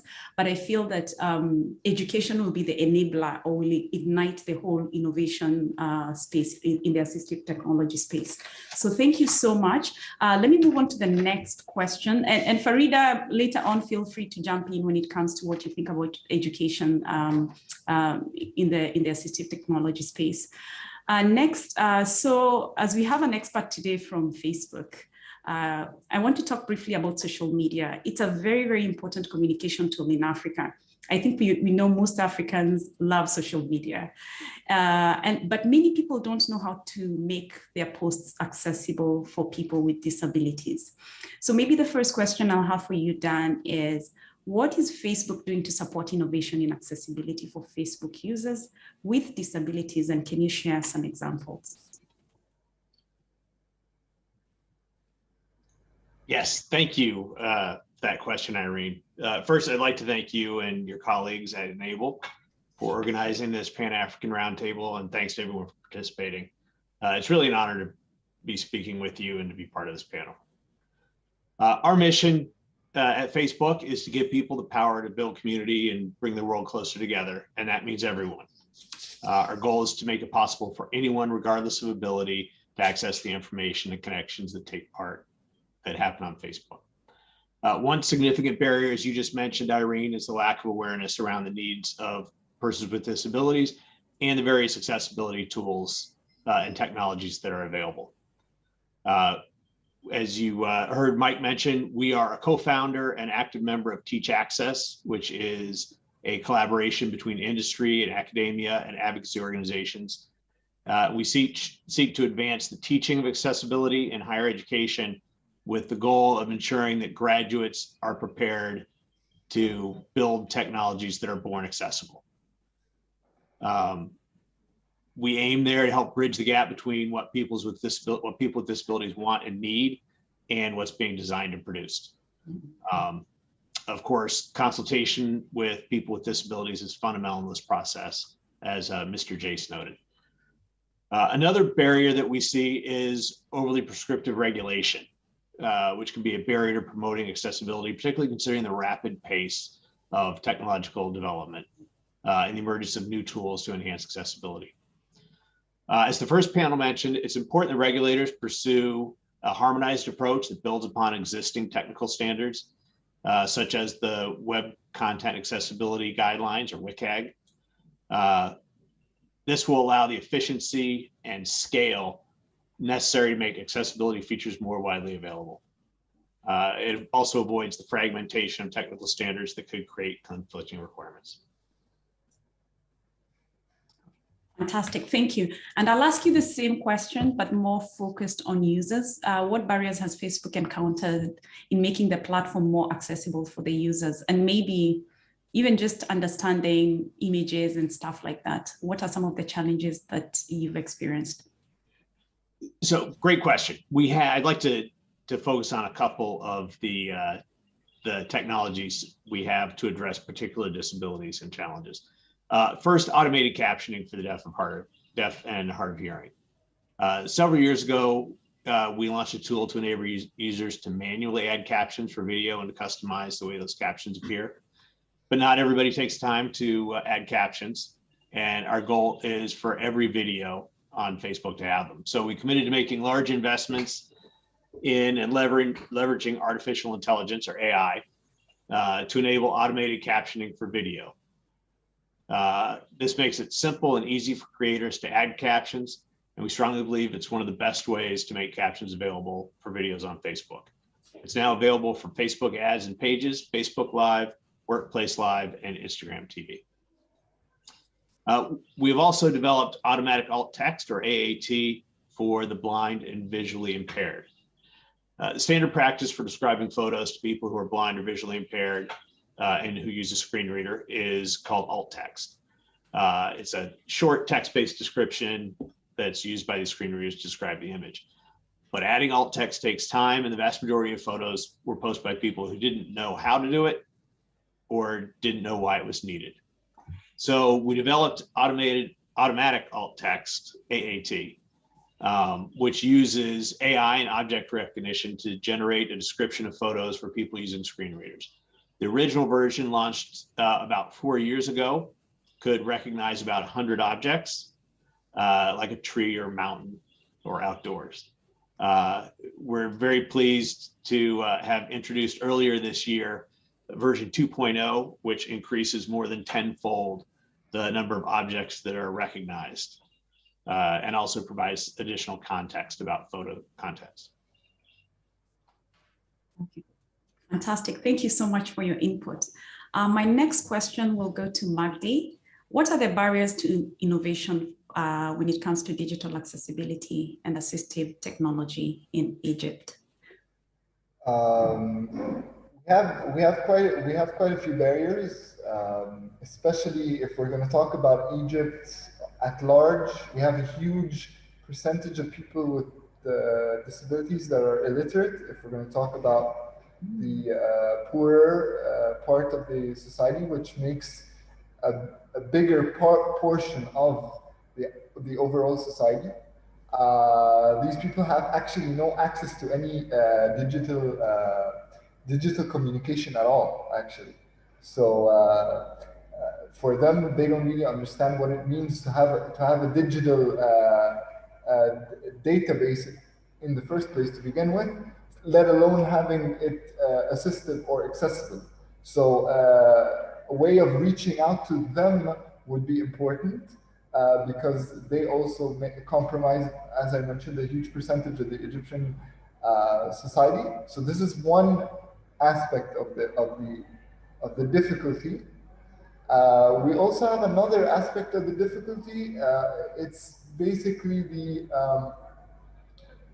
the inability for people to the lack of knowledge that people have in Egypt in general about what does digital accessibility entail. Like what do you need to have in order to have an accessibility in the digital society. I feel in Egypt we need to spread more awareness on this issue. Like, what are the tools that a person with a visually impaired would need to feel integrated into the digital society workplace or workforce in general, or society at large. And also, if we're going to talk about the different types of disabilities, the hearing impairments, the people who have mental disabilities, for example, for sign language and all that stuff that it's also digitally available. I don't want to say that it's not there in Egypt, but there's still a huge gap that needs to be filled. Egypt had in 2018, it was the year of disability, announced by President Sisi, who made the year kind of shed more awareness on the importance of integration and the importance of disability, and that we have a huge percentage of people with disabilities and that we need to have them better integrated into the society. So people started to understand more about disability and more about the concept that each disability is different and the way of tackling each disability is different. But there's a lot still that needs to be covered. But I would say on a final note in this issue, we are well on our way to having an inclusive society, but there's still a lot of work to be done. And with help from everyone, from the country, from our neighboring countries, and all the people who help Egypt, we'll be able to achieve a lot. And of course, through the Halim Foundation, which is a foundation I'm very proud to be part of, we'll be able to achieve a lot, just like we've achieved a lot on the ground, we'll be able to achieve a lot more.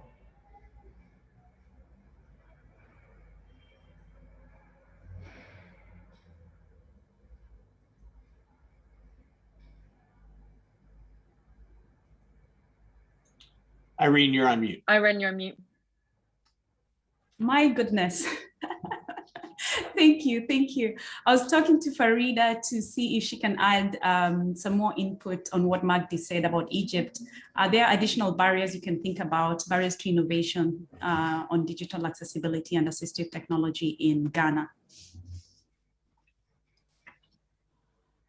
Yeah, there are a lot of barriers in terms of the social and cultural terrain that we face as people with disabilities in this part of the world. So you are considered as second-class citizens, and you are not really considered in various aspects of policies and all that stuff. I mean, the disability bill was passed in 2005 in Ghana. Up to now, it still hasn't been implemented.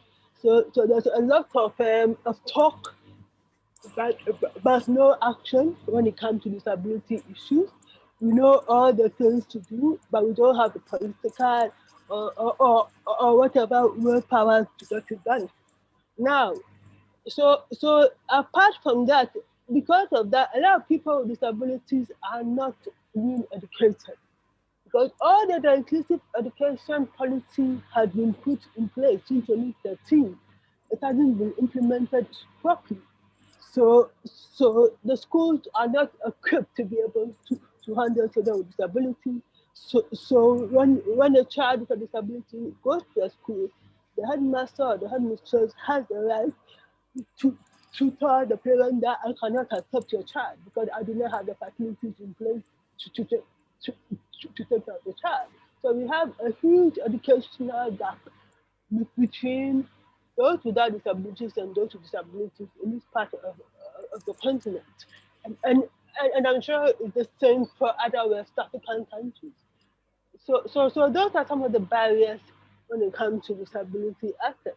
Apart from the fact that most people still think that it is it's a spiritual curse or something when you have a disability and all those things, we have to fight the barrier of sometimes you're not even accepted by your family and all those things. So you have a lot of barriers to surmount before you come to the aspect of digital inclusion and all that.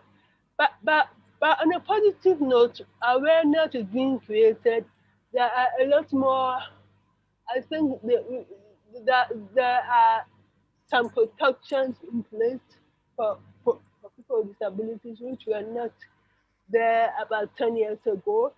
The pace of change is very slow, but I can see there's a lot of improvement in the past 20 years since I started my activism and all.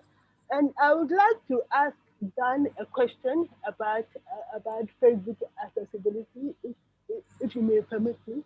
Okay, go ahead. Now, when it comes to accessibility, most people think about the hearing impaired or the visually impaired, and they forget about those who are not hearing impaired or visually impaired, but have motor-related disabilities. So, for instance, using myself as an example, I have cerebral palsy, which affects the motor development and my movement. So for me, when I had to transition from an ordinary phone to a touchscreen phone, it was very difficult for me. I had to force myself to learn how to touch the exact portions of the screen that I needed to touch because that was the way forward. A lot of people with some of these challenges may not have the privilege of being able to force themselves to learn those things because of how extensive their disabilities are. So I would like to find out whether you guys have taken into consideration those other disabilities, because you cannot talk about accessibility and forget about disabilities like that. Thank you. Yeah. Matt? Yes, please. Thanks, Farida. Go ahead. And thank you so much for that question, Farida. You're absolutely right. Mobility disabilities are an important limiting factor on being able to participate in social media, in education, work, cultural events, civil society generally. And it is something that we are also working on at Facebook. We have a lot of efforts to ensure that input devices are more accessible. That is making sure that various forms of input devices, joysticks, eye trackers, things of that nature, are able to interact properly with Facebook and the different Facebook services. Even going beyond that, I think Mike Shavanik made some mention of this, but we think there is tremendous potential for AR/VR to assist people with mobility disabilities. We have, and first of all, I want to recognize that we currently don't sell our AR/VR products in sub-Saharan Africa. They're still at an early stage. Last year at GAAD, so a year ago, Mark Zuckerberg, our founder, said, virtual reality and augmented reality is all about giving people remote presence. So if you're long on VR and AR and on video chat, as Facebook is, you have to believe in some capacity that you're helping people to be able to do whatever they want from wherever they are. Enabling remote presence with family and friends, enabling remote work and civil participation are obviously essential, but accessible virtual reality need not stop there. We believe it will support virtual reality simulations that allow people with reduced mobility to explore inaccessible real-world environments. This is an area with tremendous potential for people with mobility disorders. Does that answer your question? Is that helpful? Yeah, it was helpful, especially when you talk about things like eye trackers and all those other devices.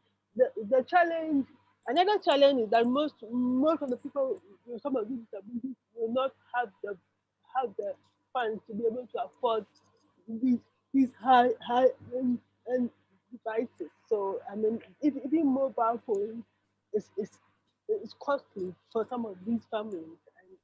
So if you're talking about eye trackers and VR equipment and all those things, unless it is heavily subsidized for people in this part of the world, it's not going to be affordable for them. So I would like to suggest that when you are coming up with some of these solutions, you take into consideration some of these potential clients and the fact that most of them may not have the spending power right now to be able to afford some of these solutions, but some of these solutions can transform their lives and make them more independent and become contributing members of society, which is what we all want for people with disabilities. That's absolutely essential to our approach to accessibility, to ensure that the people who are going to use these products have input at the beginning. So we know what they want and how they want to use it. I should also mention that we have products like the Facebook portal, which is designed after setup to be pretty much hands-free. We're trying to make the setup part easier as well. But after setup, it can be voice controlled. It has a camera that will follow the speaker. So if you have somebody else join you in a conversation, it knows to turn to you and basically becomes fairly hands-free again after this setup. But okay, couldn't agree more. Now, one last point on voice control, because as you can see, my speech is slightly slurred because of my disability. How sensitive are your voice control equipped software to be able to pick up slurred speech and all those things? Because a lot of people with cerebral palsy and other neurological conditions have slurred speech, and because of that, most of the voice control systems do not recognize me when I speak, because of a combination of the slurredness of my speech and my accent. So you have to also, put that into consideration when you are building some of these solutions. I'm a software engineer, so I know all these things are possible if you want to make it possible.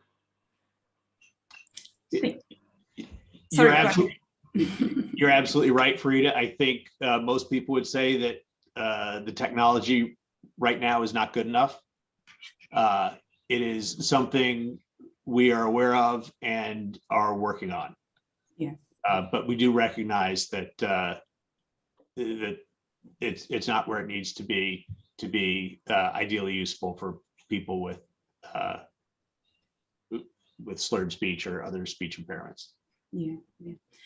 So thank you so much, Farida, Dan, for responding to that. I think you raised two very important issues. And one of them, I think, Farida, was more about cost, because assistive technologies are expensive. But when I think about Africa, I think about the next billion users that every company, every tech company is trying to acquire.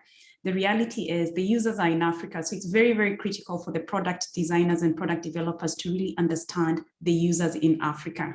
We may all, there are certain things that we can use in a uniform manner, but there are certain things that Africans will have different requirements or different ways of using. So I totally believe in designing for the people. Like you raised a good issue about your accent.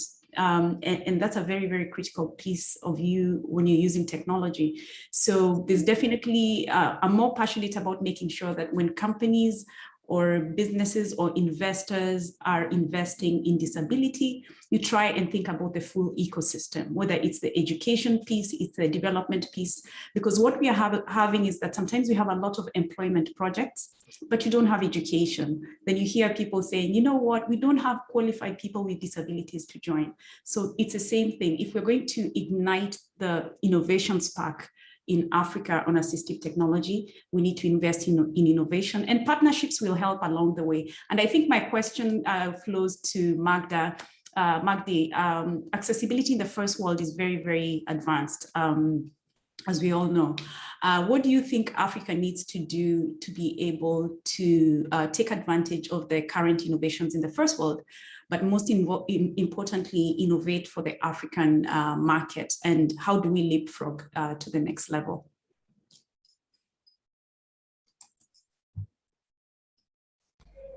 Sorry, my mic was muted. First of all, we need to learn from the experiences of the first world countries.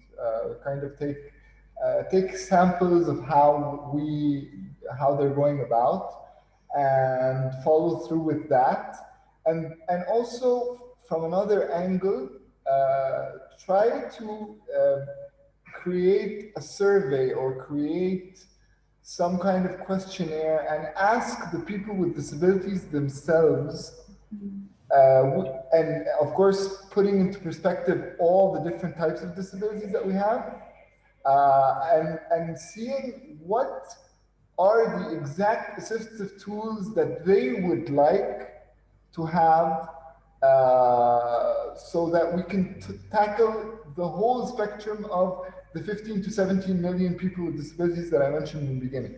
The thing is, we might discover through the questionnaire or through the survey that some of the things already have been done in Egypt or have already been established. But the good thing about having a questionnaire or a survey is that any extras or anything additional that's not there can be implemented in that sense. And I would also talk more about, or emphasize more about, I should say, in the first panel the speakers were talking about how we should mention, or we should, when we analyze the situation of assistive technology for people with disabilities, we should look at, or we should ask the person with disability, him or herself, to find out what are the best solutions and what are the best assistive tools, because they understand the best in that respect. And also, it's very important to take into consideration all the different types of disabilities, as I mentioned before. Fantastic. Thank you so much. So because of time, I would ask our participants to give us an extra 5 to 10 minutes and we will wrap up. I'll have one last question for Dan, and then we can go ahead and take a few questions from the participants. So Dan, can you share with us some tips on how Facebook users can make their content more accessible to people with disabilities?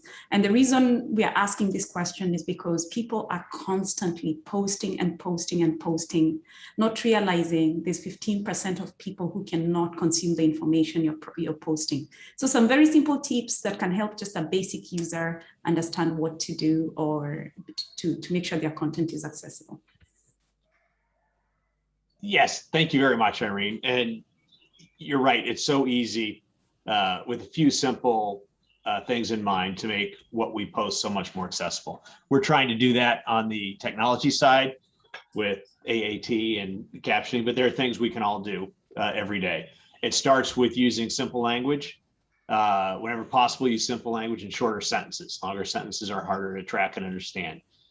Use sentence case in your sentences, which is the normal capitalization we use, instead of using all caps, for example. It makes it easier for people with cognitive and learning disabilities to read these things. If you're using hashtags, capitalize the first letter of each word. That makes it easier for screen readers to be able to pronounce the hashtags correctly. It's important to consider colors when posting content. You don't want to have, you want to maximize contrast. You don't want to have dark captioning over a dark surface. When it comes to photos, please consider adding alt text to your photos. Keep the description short. For example, walking in the park with my new dog. For audio and video, please use and encourage others to use captions. It should include sound effects and other noises that take place in the video. We're working to make that easier. They can be automated, as I mentioned, in most instances, including live video, but you still have the option of changing the captions and putting in your own captions. Just those few simple steps will make a big difference. Yeah, and maybe I can add one more thing just to see, maybe we may be able to help more people. I think if you look at the trend for websites lately, there's a tendency, we're all going towards a white background and a gray font. And then the font size has also reduced quite a bit. So for the web designers, web developers who are listening to this, please think about color contrast, because you don't want a white background with very light gray. What that means is that when someone gets on your website, they'll just, within 2 minutes, they'll skip to the next thing, because it makes it very difficult for someone to be able to read the content. And this does not apply only to people with disabilities. This also applies to just any regular person. I could be reading the content on your website outside and the sun is out. So if it's all gray on white, I will not be able to read anything. So it's just about making sure that we improve on the user experience. So thank you so much, Dan, for that. And I will move on to questions from our participants. Let me see what we have. Actually, the first question is for you, Dan, again. What is Facebook doing? What Facebook is doing is great. However, what measures do you have in place to ensure that we all know how we can make things more accessible for persons with disabilities on your platform? And the second question is, how can people report accessibility issues when they come on the platform? You're on mute. Another great question. So we just recently launched accessibility at support.whatsapp.com. For accessibility issues on with the WhatsApp platform. So we encourage folks to use that if they have a question, if they have an accessibility related question. I would encourage people to consult our accessibility Facebook page, facebook.com/help/accessibility, and to also follow us on Twitter. At FBE Access. But those resources are really one of the best things I can recommend for resolving accessibility issues and understanding what services we have. Okay, great. Let me see if we have one more. Someone says it's great to hear about innovations on the continent. I know that South African Federation of the Disabled in South Africa has developed an assistive technology information for mapping project. It's called AT Info Map. So the person wanted to create awareness on that. And with that, I would like to give 1 minute to the panelists so that we can have some closing remarks because of time. Thank you so much. Maybe we can start with you, Farida, and then Magda, then we wrap up with that. Okay. Thanks so much for inviting me to be part of this panel. It's been a pleasure to interact with everybody here. And I'm really happy to hear what's happening in Egypt and in other parts of Africa. And It's very important that we keep up the momentum. And at the end of the day, if we don't push it, nobody will push it for us. So thank you once again and all the best. Thanks, Farida. Magdi? Hi. I would also like to thank everyone for their active participation in this panel. This panel actually was very insightful for me myself in learning how Africa in general does do things in terms of accessibility. So thank you very much, Farida, for that.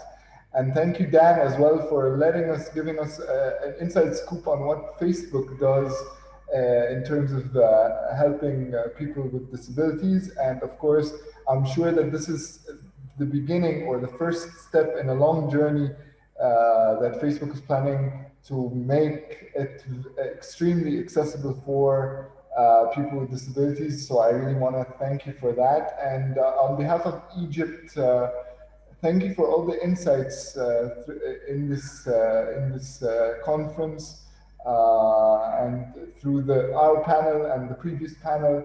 I think we were able to tackle a lot of issues regarding assistive technology and accessibility in Africa and the Middle East. So thank you all for that. And we want to create a platform in which we can have many of these different types of events or days or conferences, whichever you feel comfortable calling them as, so that we can always be up to date with what's new and share common experiences together for a better world. Yeah, that's it. Thanks, Magdi. Over to you, Dan. Thank you so much. As I hope I've conveyed at Facebook, we're excited about the future and the future of accessibility. And we're hard at work advancing that. We are able to get tremendous value out of accessibility features at scale, things using AI, for example, to make it possible to deliver automated services for people with disabilities. And that scale includes providing these services in a number of languages, but it's also important to understand that there are unique challenges and considerations and approaches to accessibility. And that's why I'm so grateful to Enable and to you, Irene, and the other panelists for helping us focus on what the accessibility challenges and needs are in Africa, and how we can tailor our products and our approach to be of most value to the users in Africa. So thank you. There's a lot more to do. We look forward to working with you to drive digital inclusion for the people with disabilities in Africa and around the world. Excellent. So this has been an amazing discussion. It was interesting to listen to Farida, Magdi, and Dan as we all raise the different issues about what's going on across the world, but also across the continent. The reality for the African continent is that accessibility and assistive technology is still very new. For me, it's a big plus because we can leapfrog, adopt what the first world has already developed, and then it creates room for innovation for us to really solve the remaining local problems, African problems, come up with our own African solutions. So investments in education are very, very critical. I think that should be at the heart of any project that's going on. Number two, the issue of cost is huge across the world when it comes to accessibility and assistive technology. But I always say the only way we're going to solve this, especially in the continent, is that it has to start with the leadership. If you're a company, accessibility should be sitting at your CEO's office, because if it doesn't happen, then there'll be no allocation of budget and there'll be no buy-in from the rest of the teams. So it's very, very critical we make sure that our leadership buys into, if they buy into disability, then they need to embrace accessibility, because you can't embrace disability and your products are not accessible. At the same time, I want to commend the Kenya Bureau of Standards in Kenya for partnering with Enable and other stakeholders to at least develop a national accessibility ICT standard. And this is very, very critical because I do think it will be the first in Africa. It's a learning process. So we are going through the journey. And once we learn, we'll be more than happy to share with other African countries.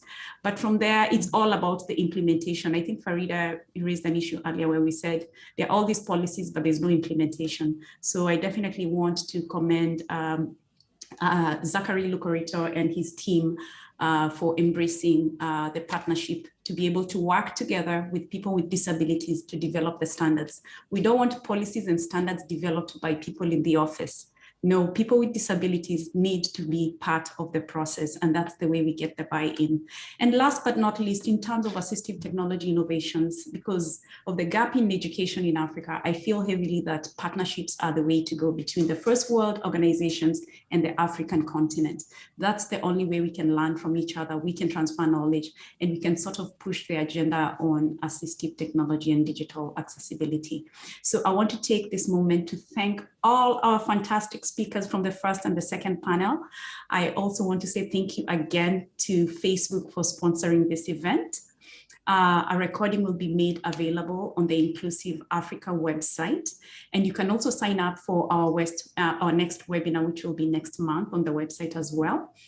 Please keep the conversation going. You can follow us at Enable.org, and you can use the hashtag A11Y Africa 2021. To end, we will play a short video on Accessibility XR from Debbie Girolamo from Facebook. For now, thanks to everyone, and you all have a fantastic day. Thank you.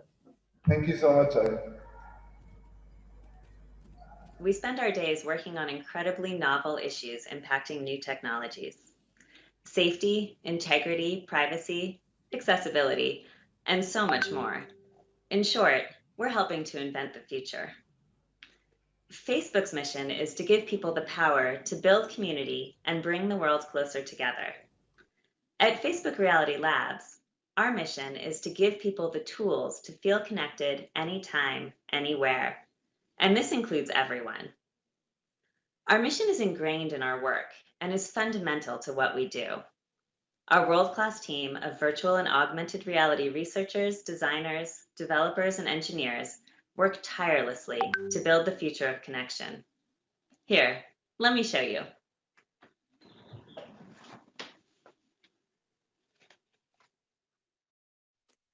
I am currently inside Oculus venues, where I can meet up with and interact with colleagues, friends, and family, regardless of physical distance. Pretty cool, right? We believe that XR will not only provide new ways to interact, but will also transform the future of work, enabling equal access to virtual workspaces, regardless of mobility. But I'm getting ahead of myself. Many elements of the technological building blocks needed to create our future XR platform do not yet exist, and neither do many of the norms around their responsible development and use.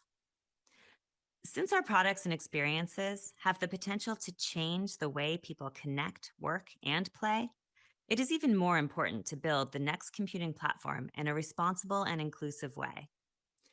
To provide structure and consistency to our approach, we developed a set of foundational responsible innovation principles to guide us.